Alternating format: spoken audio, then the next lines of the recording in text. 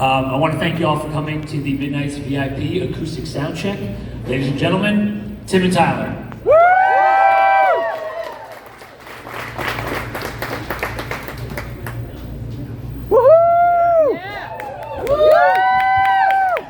Hi everybody. What's up, Kansas City? Thank you for coming out on a Monday. Monday Night Football. Football, what's that? The Chiefs are playing. You're not going to get anybody to come to your show. Thank you for coming to our show. They're way better. I'm not sure that we can compete with the NFL, but we're going to play some guitars and sing some songs. So tonight's a little bit different. The pre-show soundcheck is just Tim and I playing some midnight songs, stripped down, acoustic. Tim's on a keyboard. And this first one we're gonna do is called Memories. And I want to invite you, this is your only chance to sing these songs tonight. So look over to your neighbor. If they look friendly, they probably won't judge you. And most people look friendly here, so. Joyful noises, that's what we're making, right? Yes. Sunday school.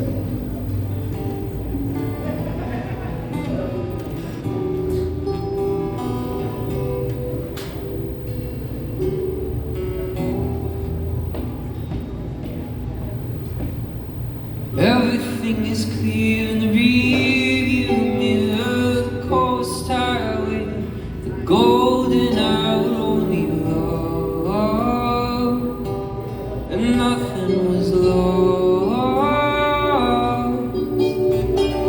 Everything fits when they tell you a story, the blurry portraits, the halls of former love is gone.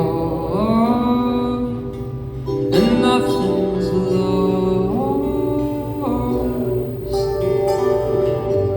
You'll always be a part of me. You gave me a song to sing, dancing in your room, innocent and true.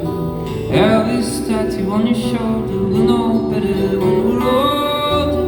You'll always be a part of me. Someone's always sting forever and folder. Barely 22. Summer days are growing colder. We know better when we're older.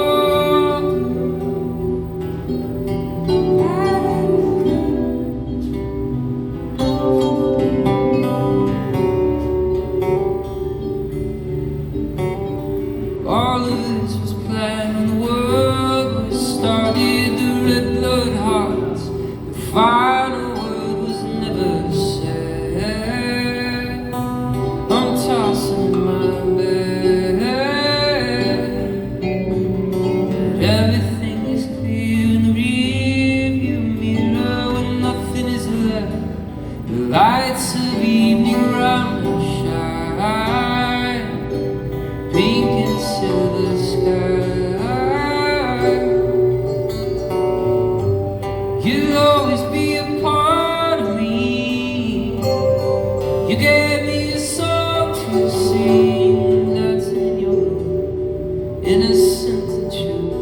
Elvis tattoo on your shoulder, we'll know better when we're older. You'll always be a part of me.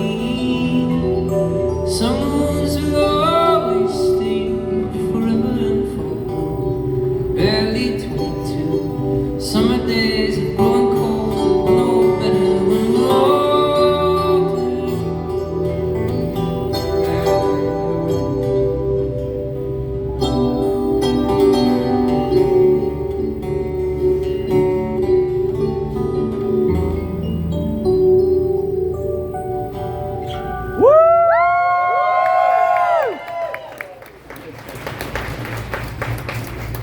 I don't know if anyone knows this, but Tyler and I, we met 10 years ago in a little dank studio in North Hollywood. And it was like a songwriting blind date. We didn't know each other. It was a lovely studio. It's a lovely studio. And we both were like I had heard a little bit of his music right before I went down to the session. I was like, oh, this is gonna be fun.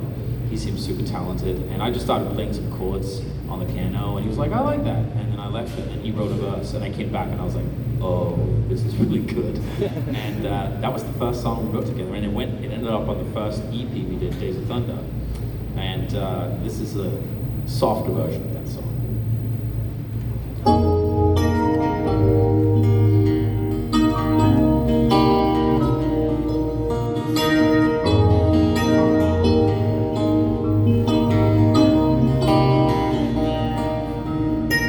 Sun in my eyes and the gold coast shining, and the girl with the braids in her hair. Steady and easy, no arms falling, I'd follow her anywhere. The sky turned gray with the flash flood warning. She smiled and she took my hand. She kissed my lips and the rain came pouring. Swore I heard a marching band. We moved forward, 'cause we can't go back. We move forward, 'cause we can't go back. We move forward, 'cause we can't go back. We move forward, 'cause we can't go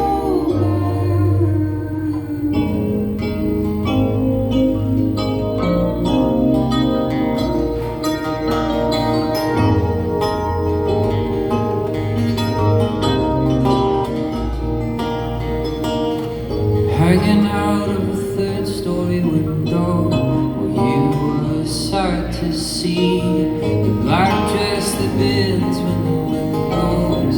Roll back the tire for me.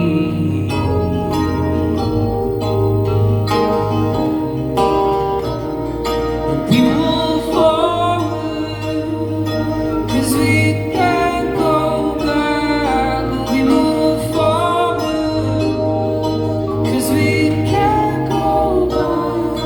We move forward, 'cause we can't go back. We move forward, 'cause we can't go back. Sunset skies, the paint is peeling, the wind blowing sand in her hair.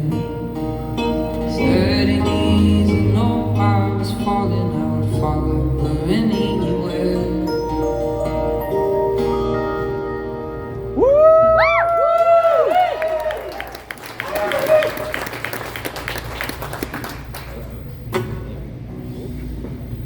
All right.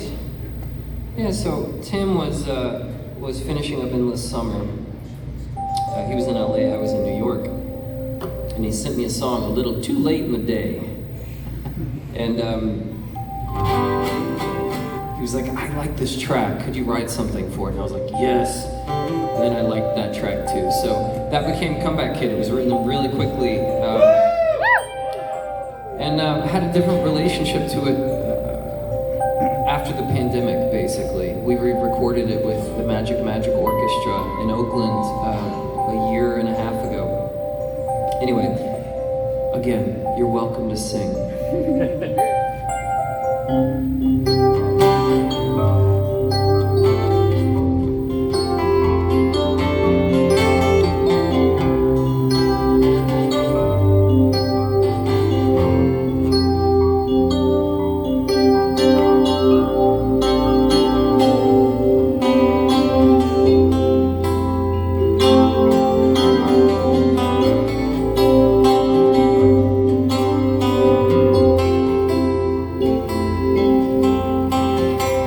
I've been solo, felt the wind blow like I was a screen door in a thunderstorm. Yeah, I've been down, I've been laid out, but you always were what I came here for.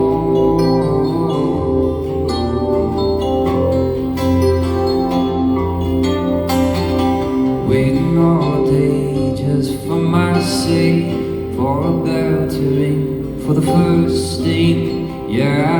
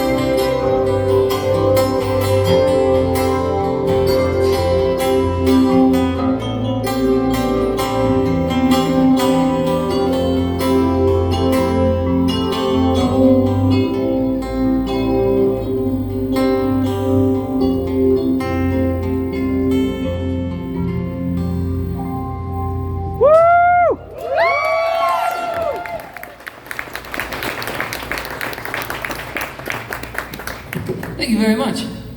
So we're gonna open the floor up for questions. If anybody wants to know, the only question that we're tired of answering. This guy's been to like Oh, 3 or 4 yeah. shows already. Six. You know You the will rules. get your turn. Oh my gosh. We appreciate you being here. The only one that we've stopped answering truthfully because we're tired of hearing it is who would you like to collaborate with?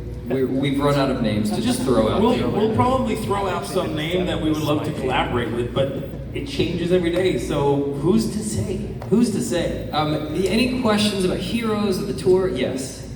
All right, great to see you guys. Wait, you wait for this guy? Yeah. This guy. His hand was up first. It's a trap. Great to see you guys one last time. You'll be happy to know last time you got to see me on this We'd tour. love to have you back We anytime. love looking out and seeing your face. And with the album being called Heroes, the old saying is never meet your heroes because you'll be disappointed. But I did 6 VIPs with you, and you guys are 2 of the coolest, most genuine people I've ever met in my that's life. very So that nice. couldn't be further from the truth. Oh, I'm very glad I called on you first. Well, now I feel really bad. See? So my question is, I always like the behind the scenes stuff. So Loved by You, can you give the backstory on it? Because when I first heard it, I don't know if you ever saw that 86 Hanks movie with Jackie Gleason, Nothing in Common, but that song would drop right into that soundtrack, the sound. It would nice. fit perfectly with it. Ooh, that's great. You should tell the internet. I'm sure somebody will make a mashup. It actually has an interesting story. It started as a fully Tyler produced up this demo, and it was kind of an islandy, hip hoppy, trappy kind of. Yeah. What was the beat? Yeah, but you had produced like a whole version. And I was like, this is so cool. This has got something. Yeah, And I was like, hear me out. Have you ever heard of Van Halen? And then that's where it ended. That's where it began and where it ended. Yeah. That song was written, it was initially called Psyche and Eros. It had different verses and a different melody for the chorus. I'm sure that demo exists somewhere. We'll toss it out as some kind of bonus edition at some point. But I was on season 2 of something called The Secret Layer, which was it was essentially a demo club, and I would do a little audio essay based on some theme. So that month's theme was the deep clean, the importance of maintenance in your life. So initially the verses were about just kind of like waiting for your person by the door and making sure that the kitchen was clean and the dishes were done, and it was a very like conventional kind of song in terms of like can we spice this up a little bit? So it became what it became in the studio, and it came out pretty quickly. Like It kind of did. Everything was just felt good about it. And it was Actually, a little tidbit. I had listened to that demo, and then I was listening to Belinda Carlisle's "Heaven Is a Place on Earth," and if it goes, she went, "Great song." True. And if you go to the bridge part of that song, I don't know, it's like 2.5 minutes in or whatever. It does the same progression. It's a very classic, familiar, very used song, chord progression, pop songs. But I started humming the hook over that version. I actually downloaded it and like pitched it down and sung it in. That's right. I remember that. And I was like, hear me out. I was like, this is a sample from Heaven Is a Place on Earth, but we can. These chords are great. She didn't make up those chords. They're the Stand By Me. Oh, won't you Stand By Me chords. Dun, dun. And so that's kind of where it all began. Thank you. Anyone else? Well, I don't know where it went now. You with the cap, yes. Hi. Hello. Oh, nice. Oh my God. Oh my gosh, Welcome. welcome. Thanks so much. I have a question about sort of your genre inspiration. I've noticed that this new album sounds kind of glam rock. Yes. Go on. And I see that like it's been going from like definite 80s synth, which of course it's always do, but you feel yourself going more towards like 90s and kind of Y2K in the future. We'll go anywhere we please. Do you ever pick her to any live? We have played Kristen We've done that We're a not lot. playing on this tour, but we have for sure. I don't think it's so specific that like now we're moving into the 90s and now someone asked a similar question the other day, and we don't think of it that dogmatic, but we'll always have be rooted in the synthy world, and whether it's uplifting and youthful and hopeful and optimistic and nostalgic, or if it's dark and brooding and moody, and you know, like we had Sunset, we had Kids Nocturnal, Horror Show was dipping, and actually, a little tidbit, anyone know an artist called Essinger? Well, he's standing right behind you because he's right here tonight. So give him a, he helped co-produce 4 of the songs on Horror Show. So Hey, buddy. super happy to have him. Hey, buddy. Anyway, so yeah, we could go anywhere and there's just no telling. Really no telling. But we do get tired of what we've done previously, so it'll probably be different than... We tend to kind of ping pong between the spectrums. Like, so Kids was youthful and optimistic. Before that, Nocturnal was brooding and moody, and then so was Monsters after Kids was dark and kind of, you know, a little bit lo-fi and moody and stuff like that, and kind of emo. And then this one is big and bombastic and big ballads and close stories. And I think we might go really hard next time. You never know. Anyway, anyone else got a question? You. Oh, you. Okay, you're just an arm. So her work pretty amazing. Thank Where you. did that come from? Is that personal? Yeah, I was, okay, good, the child is not listening right now. So I was hotboxing in a car, which means you smoke a joint with your friend. He's preoccupied with getting the soda. Say it now, Tyler. Say Okay. it now. Well, I have a 4-year-old at home, so I'm careful. Yeah, that's real. It was my friend Cara Pastor and we were in my 2004 Toyota Matrix smoking weed, and I was like, I'm wasting my life, aren't I? I was 20, 21, 22 at the time, and this was before I moved to Los Angeles and kind of got this thing going. So yeah, that was very real. It's very real. I struggle with this. Even things like anything that wastes too much time, I think, God, I'm wasting the most precious resource that I have. So that feeling comes up for me in a lot of different ways and different times in my life. So yeah, totally real, based on an event that happened, yeah, just before a concert in like, how old am I? This was probably 15 years ago. Yeah, so like mid 2000s. Yeah. And you had your hand up before. Wait, this one. Second time seeing you, like you guys. Right on, thanks, thank you. The question's a two-parter. One, I watched Rise of the Resistance the other day. Why is Tyler kind of... Why am I not in there? Because I didn't let them. No, they flew in from like Spain and they were in LA, and Tyler lived in New York at the time. This was 2017, so I lived in I was in Los Feliz, and so actually they filmed me running up to the observatories right where I live. But so they weren't in New York filming, so it was literally, I did tell them, like, can you make sure that you mention that it's both of us, because I didn't want to, you know, people to think I muscled him out. But yeah, they were flying around like different parts of the U.S. interviewing different people, but it was all self-funded, so I guess they were just in LA interviewing whoever they could, and so as a result, it was just a little. I think they only used a couple of seconds from me, so I'm sorry. I'm sorry. I'm so sorry, Tyler. I'm sorry. You're welcome. Yeah, that's the first time we've ever gotten that question, though. Yeah. So thank you for that. Yeah. Anybody? Yeah. No, but it was about, I mean, we were writing this in Guernsville, California, off the Russian River, not far from Paradise, California, where 86 people lost their lives due to like a forest fire. It's called Camp Fire.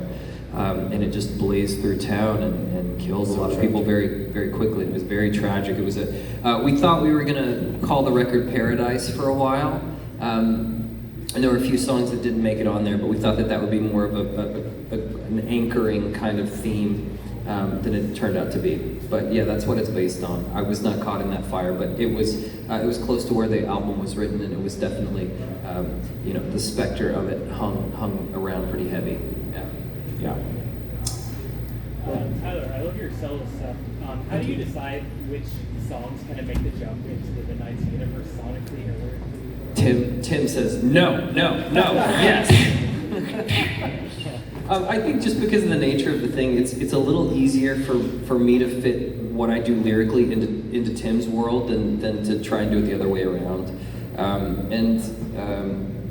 Yeah, I would say that the midnight becomes the midnight in the editing process. There are lots of little lyrical sketches and ideas and snippets, but because Tim is an artist in his own right, and because I am, we can kind of squish it together in an interesting part, not at the very beginning of the creative process, but kind of a step after that.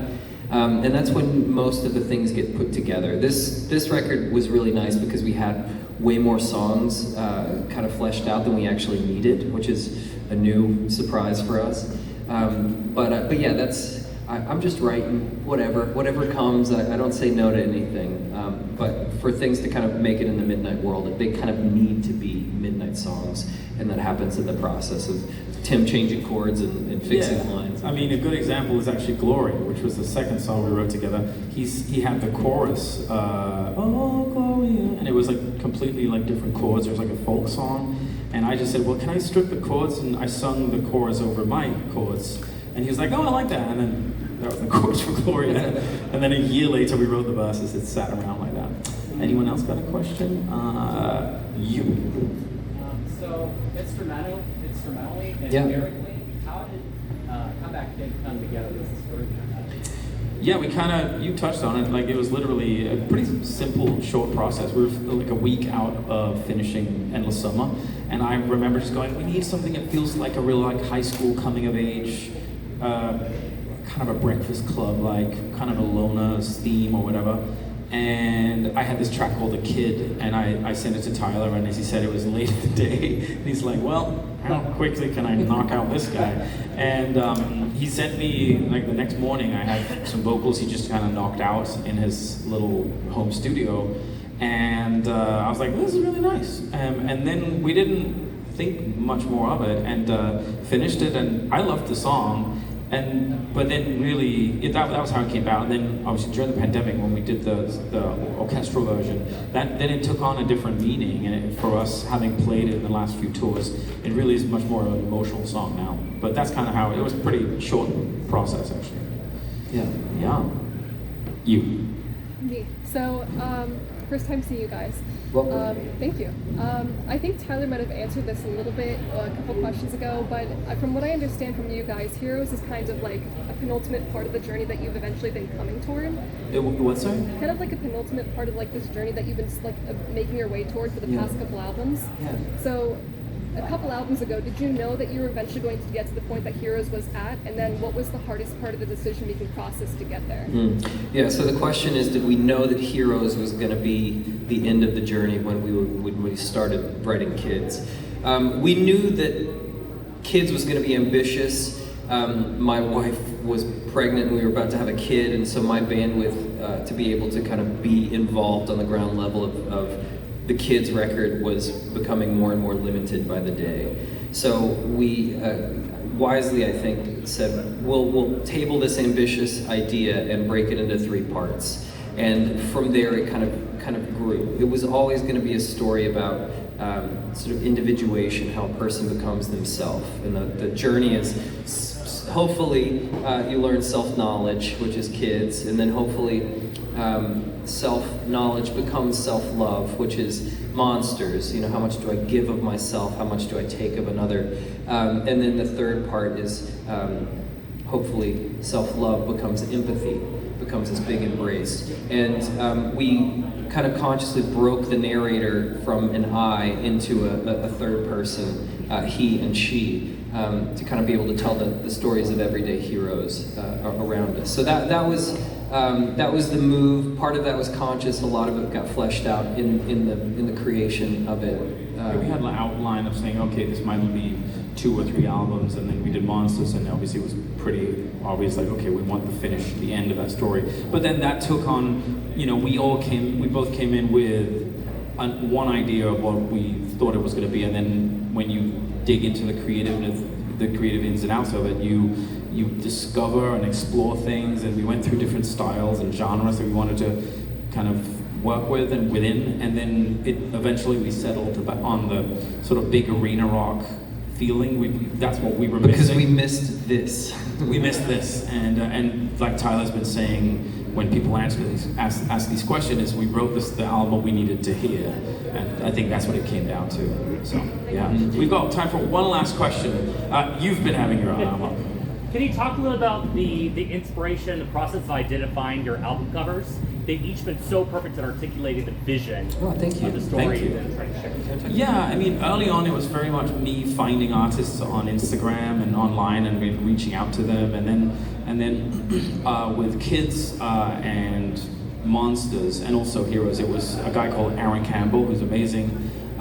His name is Ecstatic PSD on Instagram and Twitter, and he's done the album covers on the last three albums, and he's amazing. But yeah, now it's a bigger machine. You know, we're lucky to have a bigger team around us that helps us sort of take a bit of that load off our workload so that we can focus on the creative writing of music and stuff like that. But yeah, it's been really stuff we see online, reaching out. You know, maybe you do a merch item with someone, they design something, and you realize, oh, we work well together or whatever. So it really starts with the theme and the mood of the album, I think, and then we kind of branch out from there. Tyler was entirely in charge of the horror show EP artwork. That was your brainchild, and that was really fun to step back and just kind of see what happened there, and I think it was cool. So yeah, it's always kind of a bit of an exploration. That is all we have time for because it all got shifted around today a little bit. Thank you so much for Thank coming, you guys for everyone. coming. Thanks, guys. We appreciate it. We'll see you guys in a couple of hours. Tim and Tyler, everybody, come on. All right, folks, you have about 3 minutes until doors open. So if you'd like, you can get ahead of the merch line now before the rush. And either way, enjoy the show. Woo!